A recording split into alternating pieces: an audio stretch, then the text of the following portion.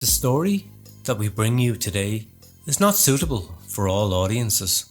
Mathew Hayman, a 38-year-old Australian gregario who had only won 3 victories of little prestige throughout his whole career, decided to go all in April 2016 to win none other than Paris Roubaix, one of cycling's monuments, and moreover to do it ahead of one of the most charismatic cyclists of the 21st century and a specialist on the Roubaix stones, the former Belgian cokehead Tom Boonen.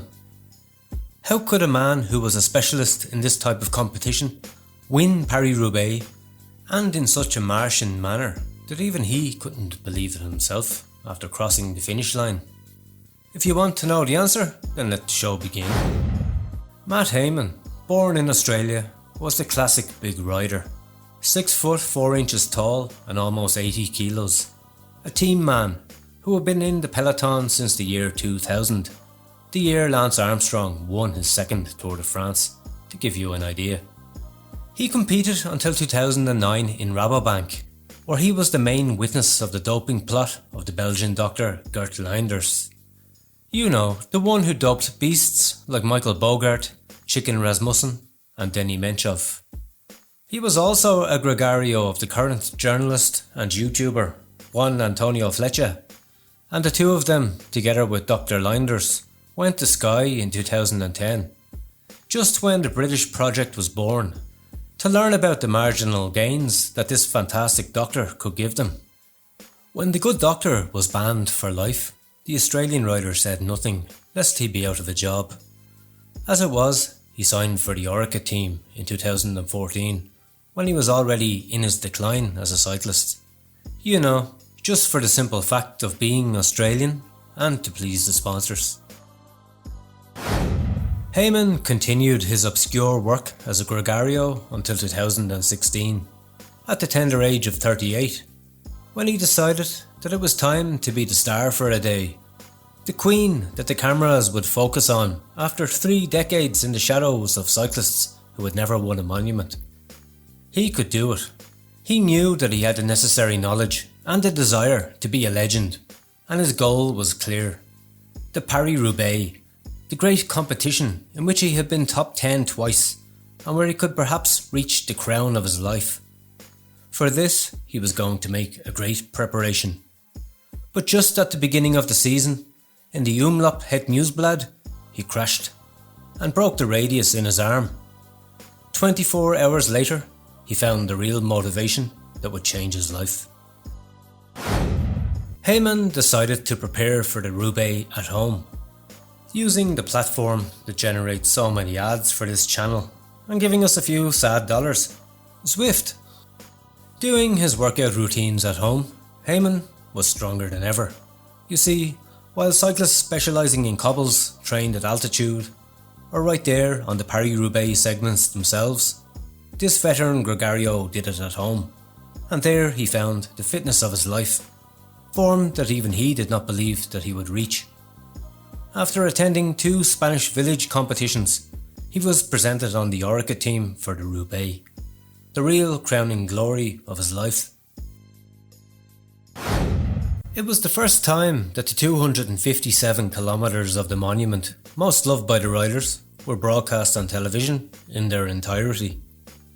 And the peloton decided to honour the competition with a very fast first hour, without a breakaway, but at almost 46 kilometres an hour on average.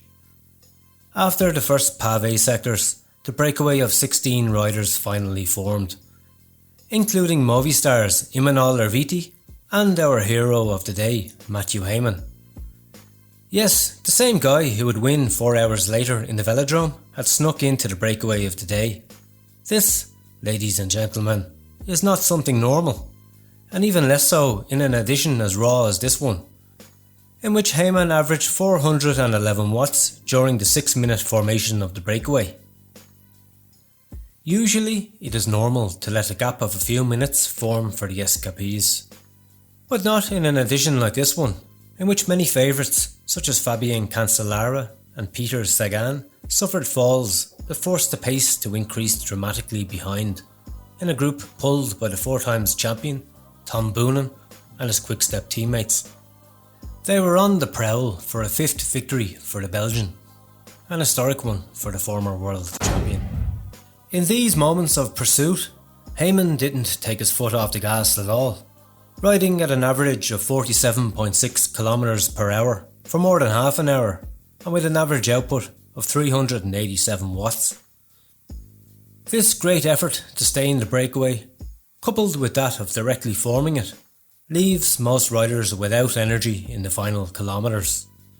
But it would not be the case for Hayman, who had been given new superpowers by Zwift. After the Forest of Arenberg, the hardest section of the Roubaix, the groups of Boonen and Hayman came together. With riders as skilled on the rocks as Sepp van Mark, Ian Stannard, Edvald Boastonhagen, and Heinrich Hausler, who was drinking fast coffee that year, as many of his teammates at I Am Cycling knew. On the approach to the cobbles sector of the Carrefour de l'Arbre, a mythical section of 5-star difficulty, the Aussie decided to accelerate the pace for 3 minutes, riding at 434 watts. But Stannard overtook him in a curve and he lost contact with the leading group. It looked like the end for the Orica rider. But not that day. That day held many surprises for the others. At the Carrefour de l'Arbre, Hayman, gunning as if he was working for Fletcher in his best years, produced an incredible 410 watts that brought him back to the group. If we were to combine his previous effort with this one, we're talking about levels that would be enough to decimate the front group. With 12 kilometres to go, Tom Boonen decided to launch several attacks. Hayman was a match for all of them, and in the last one, he made his maximum power of the day with a record 1294 watts. Incredible for someone who had been in the breakaway for more than 150 kilometres at 147 beats per minute on average.